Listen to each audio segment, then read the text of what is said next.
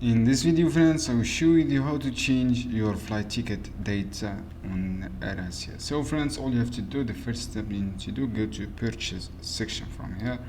After click on purchase, you see this option, guys, login option with your email account. You can see here, guys, this option. When you click continue with your email, all you have to do, select your ticket data here, for example this one, and click this three dot. You can see here, guys, this dot.